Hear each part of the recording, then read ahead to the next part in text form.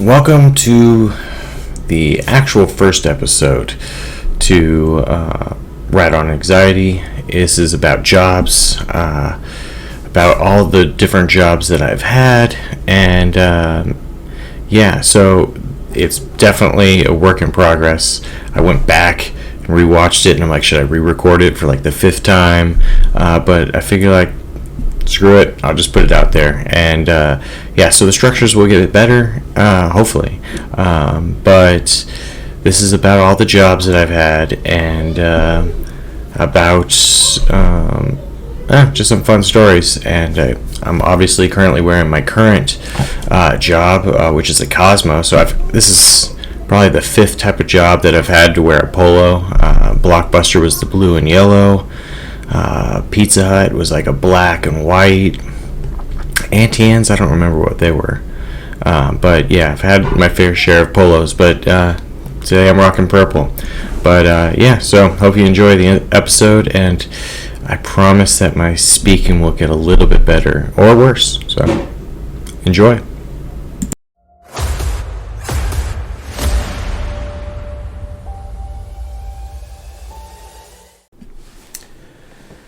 So here we are, episode number 1 of Rad on Anxiety. So what is this? This is just a way for me to get through everyday life. I've always dealt with anxiety, and as life goes on, it seems to get worse and worse. Then you add a pandemic to it. Things like going to a show and seeing some of your favorite bands has been put on pause. Stoked to see Bad Religion play with Alkaline Trio? Well, hold on to that thought because it's not going to happen. Ready to kick off the summer with punk rock bowling? Well, that is also on hold. Things could be worse. I'm very thankful that none of my loved ones have been lost, but it is still taking its toll on me mentally. Seeing my grandma has been reduced as I don't want to get her sick. Making those solo drives to California to visit her and clear my head has also been reduced. So my anxiety seems to have gotten worse.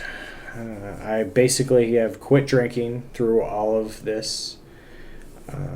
I don't get together in social gatherings.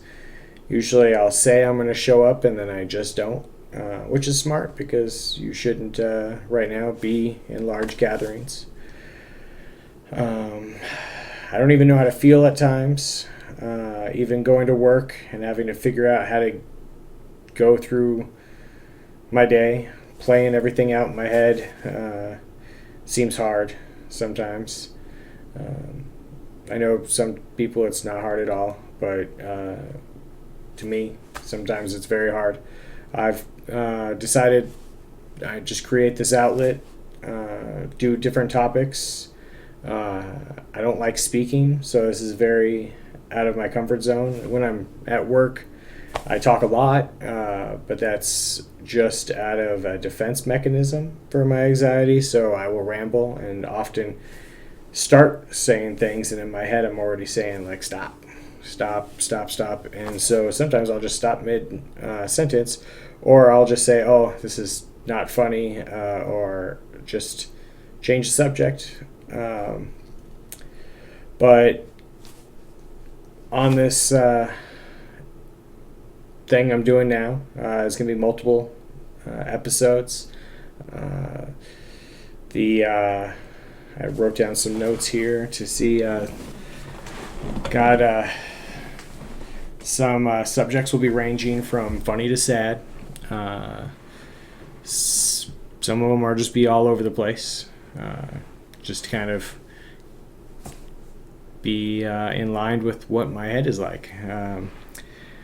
Things will be some of the topics will be grief, tying in also mental health, religion, family, ghosts, because I've had some ghost experiences. That's been always that's fun. Then some other fun ones is backpacking through Europe. My love for Disneyland or Disney in general, I do have multiple Disney tattoos on my arm. I got a hidden Mickey behind my ear. Um, Also, some topics like struggling with vices, going from drinking at an early age to then smoking pot, then going back to drinking, then back to smoking pot, then back to drinking, then to Slurpees, and now my current one is just lots of iced coffee. Big on iced coffee. I drink a lot of it. Uh, I still drink sodas usually when I'm stressed now. Instead of, I mean, I'll always want like a whiskey or a beer, but I can have multiple Pepsis or multiple sodas, and I mean, I still feel crappy the next day because you shouldn't drink that much, but I don't have hangovers, and it just doesn't result into me just drinking more and more, and then repeating that whole circle. But also topics like losing a pet, what I wanted to be when I grew up, and why was it Arnold Schwarzenegger. Also, in between each episode, I plan on interviewing other people on the prior topics to hear other people's stories, because this isn't just about me. This is about everybody. I know anxiety, a lot of people deal with anxiety in different degrees.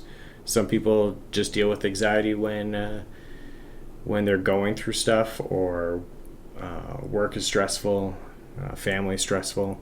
And then there's people that just deal with anxiety every single day of their life. So without further ado, welcome to welcome to Rad on Anxiety, episode numero uno, Adventures in Minimum Wage. And right off the bat, I just decided to go with my first and well, not my first job, but it is my favorite job, which was good old Blockbuster. It was a fun job. I got to give my opinion on movies that most likely no one cared to hear about, especially when people are coming over here looking for, at the time, popular Nicolas Cage movie Family Man, and I'm telling them, like, why don't you check out Killer Clowns from Outer Space or Leprechaun? Though there was also some good ones like Reality Bites, any of the Before Sunrise, lots of Before Sunset actually was the first one. But yeah, so I would give a lot of suggestions to movies that probably people didn't want to hear, but Blockbuster wanted us to push the reward program, and there was no incentive for us to push it. Like, it wasn't like, oh, if you do this, we'll give you like a paid day off or anything like that. It was just sell on this reward program, and it was just to convince people that they needed it, even though most of the time they didn't. It was very few people that actually the program worked out for. It was people that were movie fans like me, so you could get a bunch of older movies, older titles, and you could watch them, get them for free. But they would push them on the old or young that didn't really didn't need that program. Just sucker them in, and like I said, there's people that it benefited from, but it definitely wasn't designed for everybody. I chose to sell these books that came in. That was like the owner of Viacom, and I remember saying, like, "Hey Warren, I'm going to sell the books instead," and he was like, "Jay, you don't need to sell these books. We're gonna throw them away in a couple weeks." And I was like, "Nah, I'm gonna sell them, because if I was up for the challenge." So I sold all 4 copies, and the last copy, this guy wrote his number down, which wasn't to ask me out on a date or anything, but it was to offer me a job at a used car sales place. And that's when I started to really question working there, because I was like, am I just a low grade used car salesman if I'm pushing this stuff? But yeah, so that's when I started to really question everything there. And I do remember I had one of my longest shifts at Blockbuster. I opened at 9 a.m. To check things in, and then the closer called out, and so they said, do you mind staying? And I thought, why not? I'll stay. And then they're all, well, he also was going to do inventory tonight.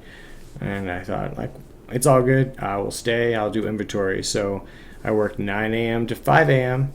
It would have been probably 9 a.m. to 3 a.m., but I was so tired that I started scanning the wrong pile, and we had to start over on the scans of the inventory. So, but that, it is what it is. To get through some of these shifts, I would often drink. I was very honest with them. Every time I would come in, or when I would go to my lunch break, I would just usually have something in the car to drink. I would tell them, I would be like, oh, just today's very boring, so I'm just going to drink a little bit. And it's Blockbuster, so they didn't really care, because as long as I didn't mess up any money or do anything stupid, they didn't really care. It's a video rental place, so that they didn't care. But another thing where I started to sour on the company is the fact that you always had till noon to drop off your movies. So I would come in, I'd scan everything before we open, but then we would always be directed, like, after 10, don't really scan anything until afternoon, which technically turned into 1 p.m. because you always had a grace period until 1 p.m. So if you turned in your movie anytime after 10, then you were probably going to get a late fee. And they would just say, oh, if the person disputes it, then just clear it off when they come in. And most people didn't dispute it. They would just be like, oh, I got a late charge, I'll pay it. And then eventually they got rid of late fees. That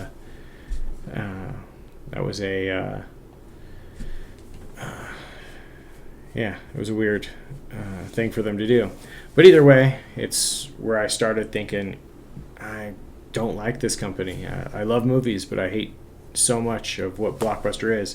So I just got burnt out, and then they offered me a shift leader position, and I got even more discouraged because I was thinking, I don't want to move up in this company. I don't even want to work at this company. I just want the free rentals and the easy job.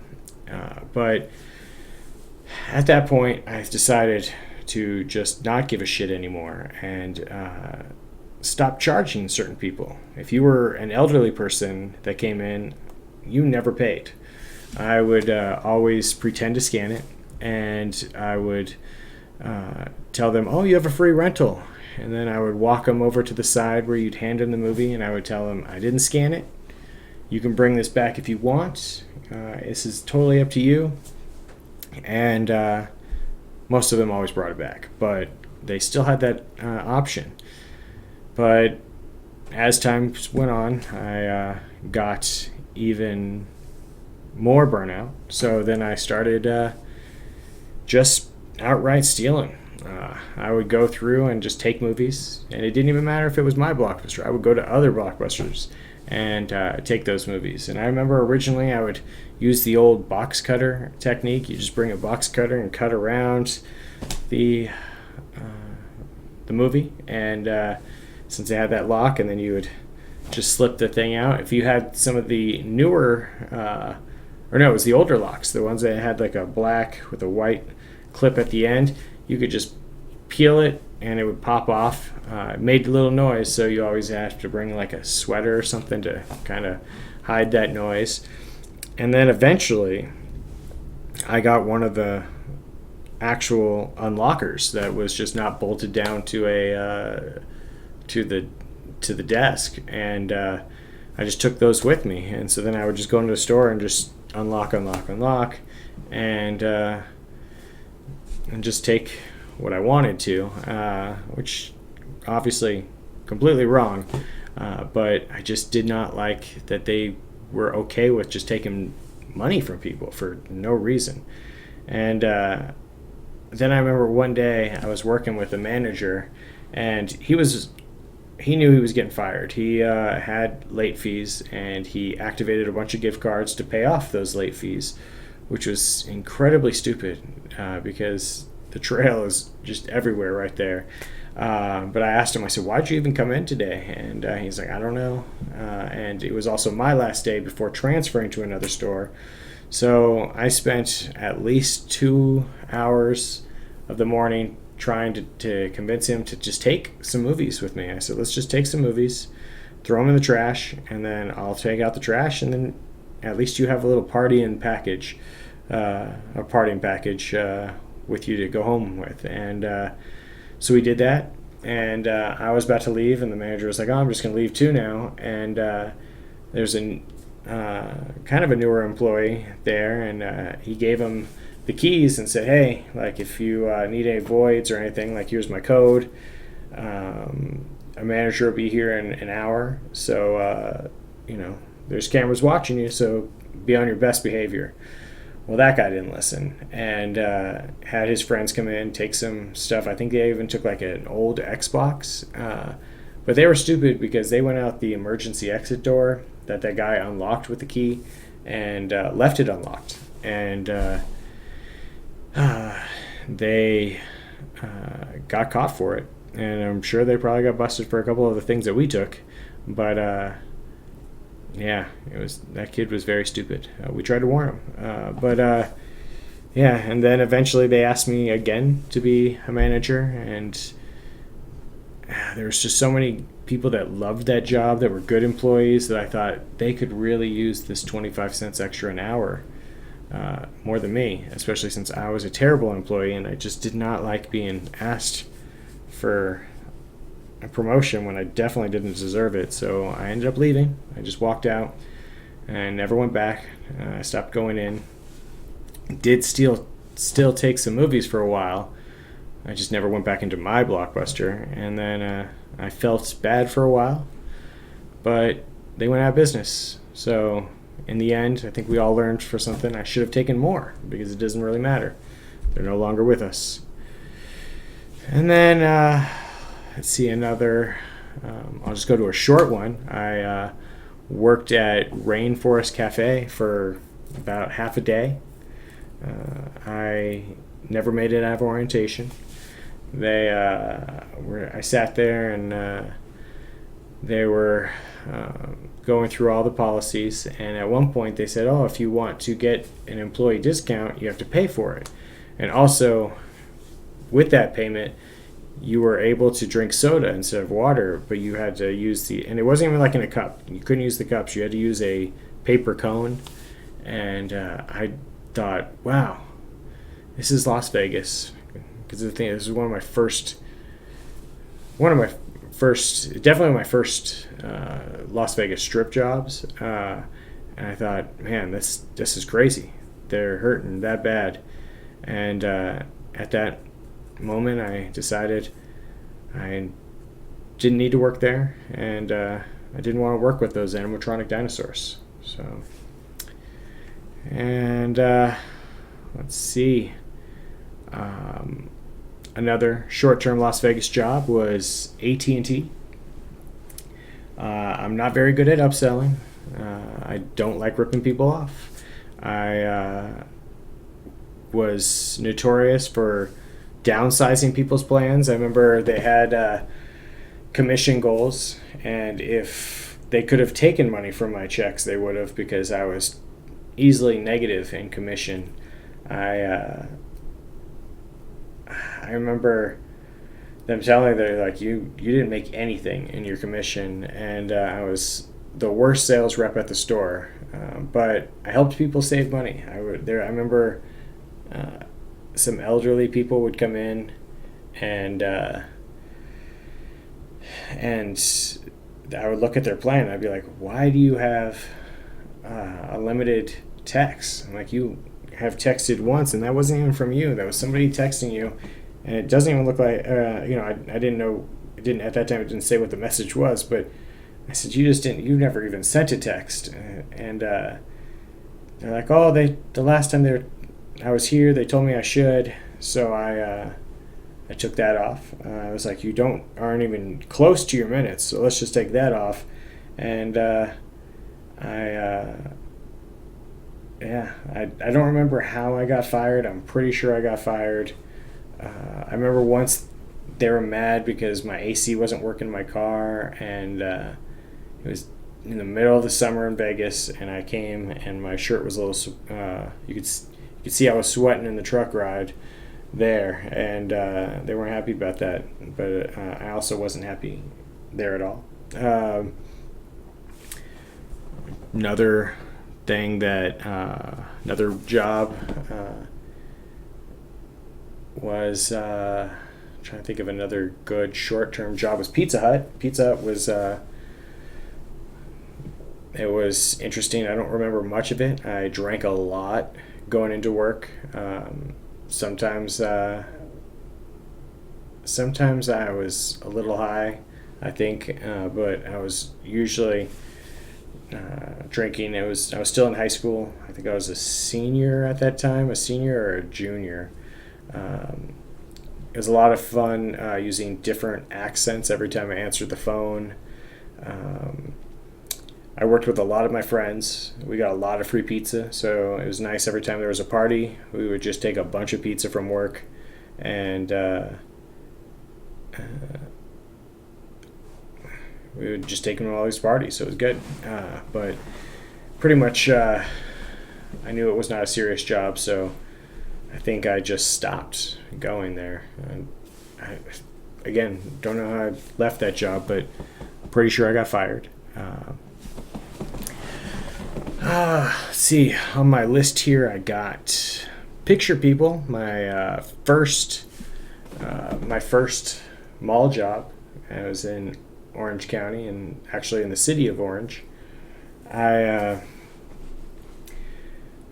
was a seasonal job, because I definitely don't think I actively looked at that one. I think that was one that I literally just walked through each store and was like, "You're hiring? You're hiring?"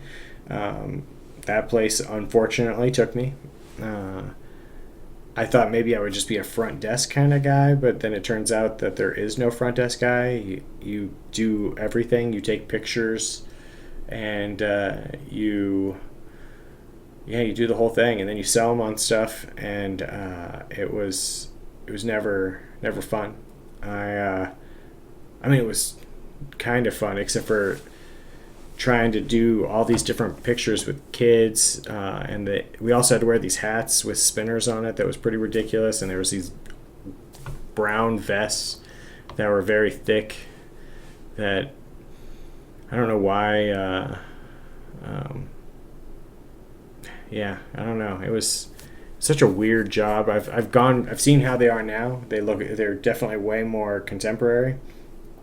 But I remember always these people wanted to have their babies look like they're floating in the sky with these wings, and I don't know how it was actually done. I do remember not wanting to do it, and I would tell people, "Oh yeah, we're just gonna strap these wings to your baby, and with that string, we're gonna hang your baby and take the picture." And once you just utter those terms, those words, people are like, "No, just put the baby in the beanbag, and we'll go from there." And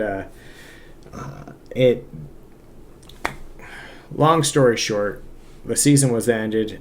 I think everybody was offered to stay except for me, which is definitely right. I can't even question that. That was definitely a smart decision. But yeah. Oh, well, so then I remember my second mall job was Auntie Annes, and still friends with a lot of the people that worked at Auntie Annes. That was a fun mall job. Like, that was the ideal mall job making pretzels, that it didn't matter. I was I was sober for 90% of my career at Auntie Annes, which wasn't long. I think maybe a year. Um, but it was definitely a dead end job. I remember I had a name tag named Jesus, which was great. I got 100% on a secret shop. But also, it turns out that company is very religious. I never realized that there's a halo over the pretzel. And I mean, now I always see it. But I remember getting a write up because they said, "Great secret shop. We just don't have a Jesus on the payroll." And then they're like, "We do have a J." And then my manager's like, "Oh, yeah, that's Jay. He's just a big fan of Jesus." And so his name tag says Jesus. So got a write up, much deserved, but because I really should have done some research to find out if they were religious or not. But I remember getting offered a shift lead position towards the end, and I was already going through some stuff and was checked out of that job and knew that it was time to go once they offered me that spot. So I remember I came in drunk, very drunk.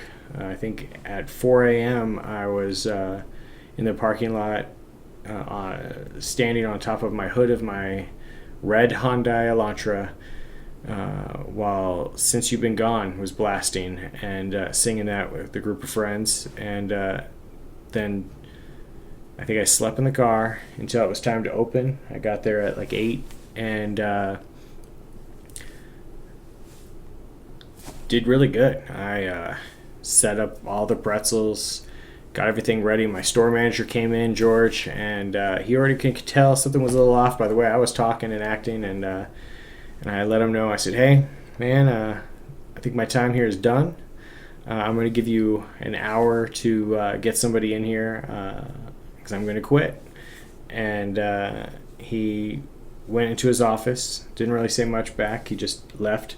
And then he came back and he said, "Jay, I got somebody coming in here in 3 hours." And I thought, great job. That is good. It's great to hear. That means you only have to be alone for 2 hours. I made all your pretzels. You got everything ready for you, but I'm going to go. So I went to the back. I changed my clothes, walked around the counter, and then said, "George, before I go, can I get a cinnamon pretzel and a Pepsi?" So he did. I don't know if it was Coke. It might have been Coke. But either way.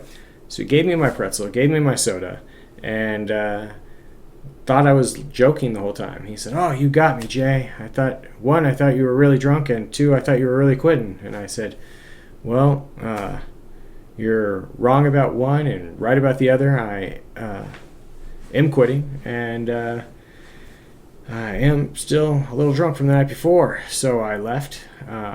I flew to Europe about a week later, and I was there for a couple weeks, and I came back and went back to visit. And I said, "How you guys doing?" And same manager pulled me aside and said, "Are you doing good now?" And I said, "Yeah, I'm doing way better, much better." I thanked him for his concern, and he offered me the assistant store manager spot at the time. And I looked at him and said, "Wow, I guess I'm never coming back here again." And I waited. It probably was 5 or 6 years before I came back. I most recently went back during the pandemic to see what it was like in that Brea Mall, and I didn't see anybody I recognized, which for the first time. Usually there was a guy, Jose, that he has to be somewhere still in the company. Maybe he's running Pretzel University, because it turns out that there's actually a Pretzel University. I believe it's in Pennsylvania. So when you do go up into management, if somebody is listening to this and decides that maybe the pretzel life is for them, you spend about a week in there, and you learn everything to know about pretzels, which it only took me 4 hours in a training session to know all I needed to know about pretzels. But yeah, so my time at Auntie Annes came to an end. Got to travel to a couple countries. It's good to know that I took a string, tried to do the shape of a pretzel, and that is intact. So that is the best thing I could have taken back from that. And I'm still friends with a lot of people that I met there. But I did need a job. And after that, my job took me, or my search brought me to the Olive Garden, which I'm not a good server. That's just a fact. If anybody has worked with me in the service industry, they know that I'm not good. But a friend got me a job there. It was fun. If I was ever your waiter, I apologize. I'm sure I was terrible. I would forget things all the time. I would drop things all the time. I remember when people would ask about certain wines, I had no idea. I work behind a bar, and I still don't know much about wines. I know that there's colors to wines. I don't know much about them. I took a class for 6 months. Still don't know much about wines. So Olive Garden was just not a good fit for me. But I found a way to get through it. Usually about halfway into the job, I would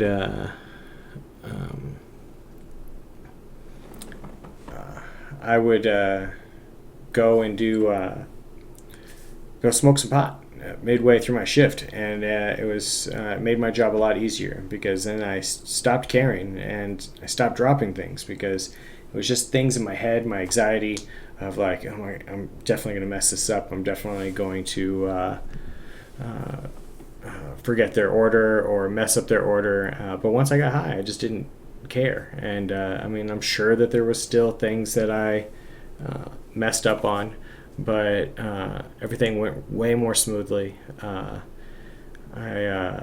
remember once, this was not on me, but it was just a funny story, that I was training some guy, and there was like a banquet table, and I would always tell like the person, because he kept putting his tray up there, I'm like, buddy, don't put your tray up there, because if one of these people get out of their chair, that tray is going to fall down, because it was a two-story Olive Garden, and that banquet table was right above the stairs. And sure enough, he left his tray.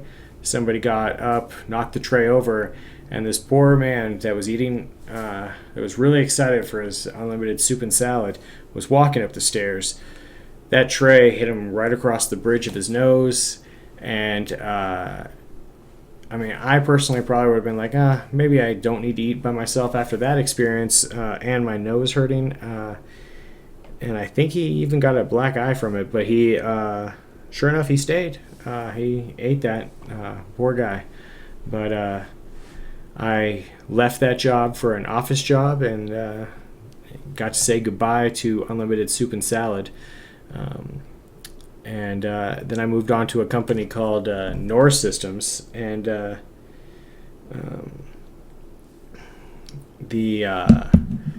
was a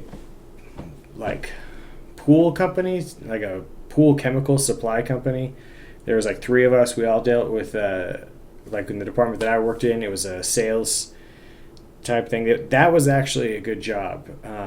I just was not ready for that job. Not ready for an office job. I was still just excelling in all these dead-end jobs. And so we had this task, and it was weird because it was before I even envisioned moving to Las Vegas.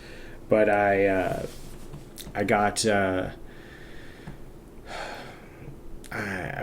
was like in charge of some of the pools out in Vegas, and I just decided, I was like, there's got to be an easier way. So I made out this system and cut my time into half, and then showed the other guys, so they did the same. So they let go one of the guys, and so it's just me and another guy.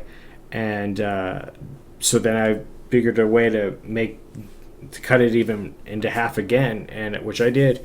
and showed that guy. And at that point, 75% of my work week was just me Googling or just becoming a Wikipedia king. I would find subjects that I wanted to learn about.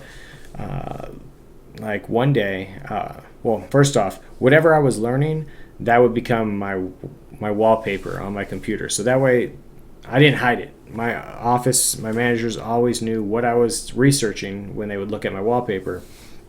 And I think it was around the time that I was learning everything about Twinkies that they were thinking, maybe we don't need this guy anymore because I think that this other guy can do it. And which they weren't wrong.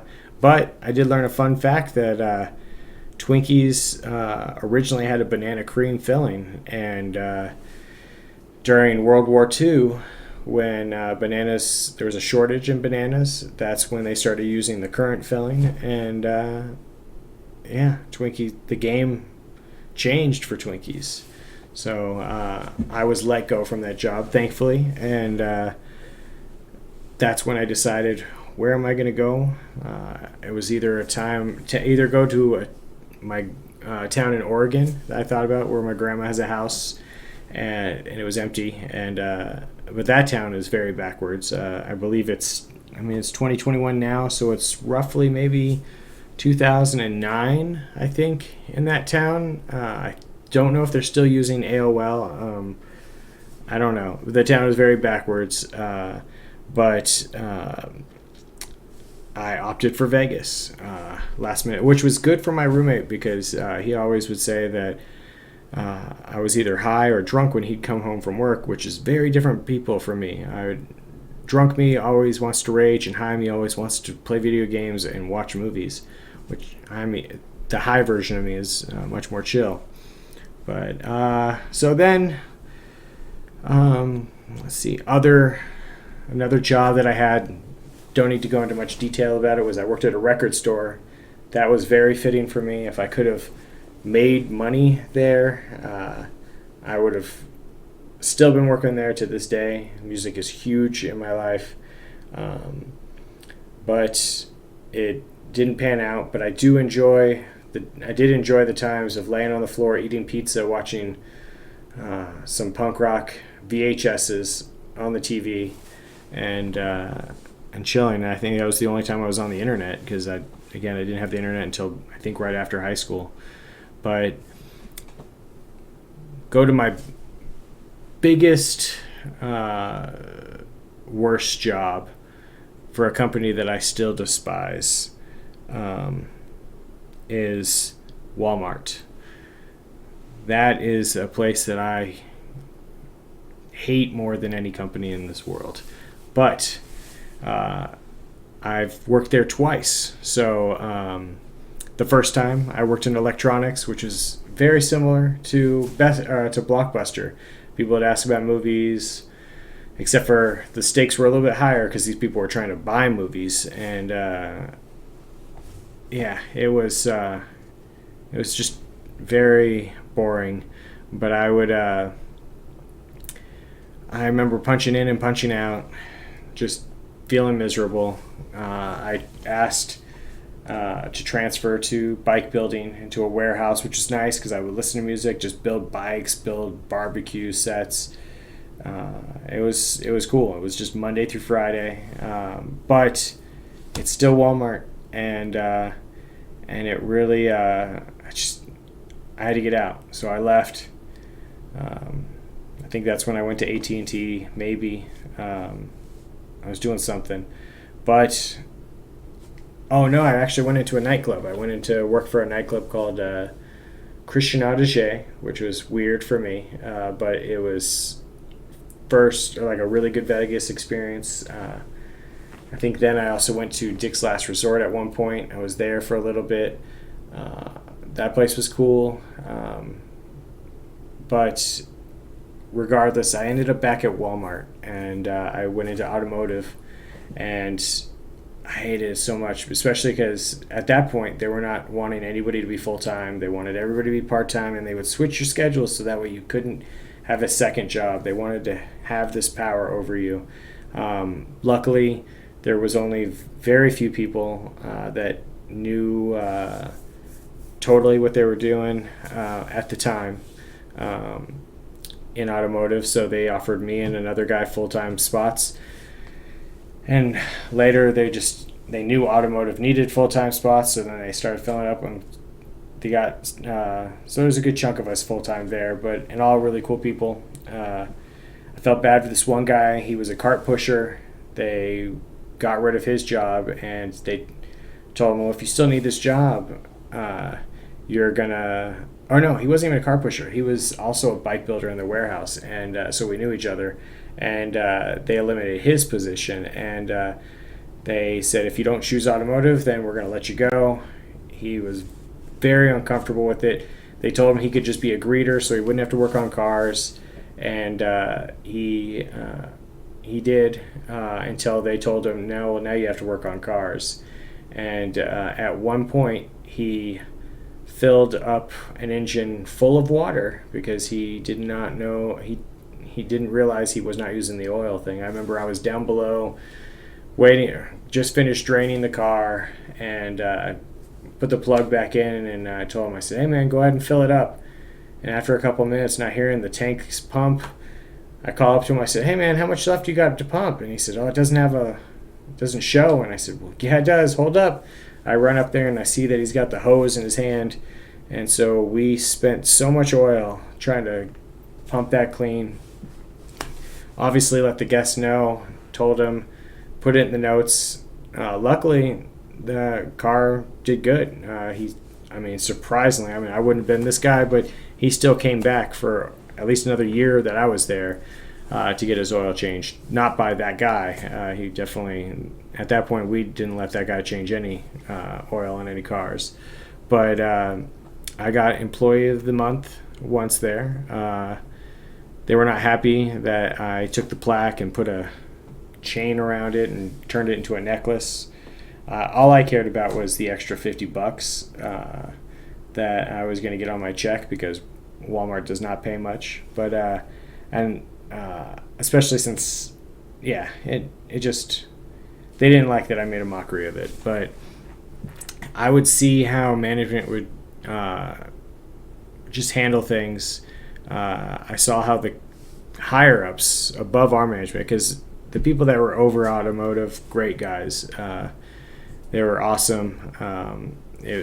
Even some of the other upper management wasn't bad. It was just the suits at the high end of Walmart, and they were just trash. And I started stealing from Walmart over and over again.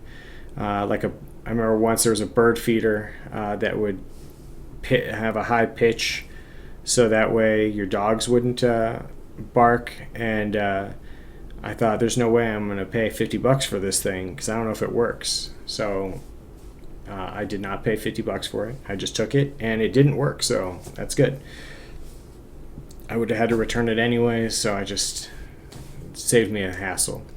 But also, what I stopped doing was charging people for things when I knew that it was out of their budget.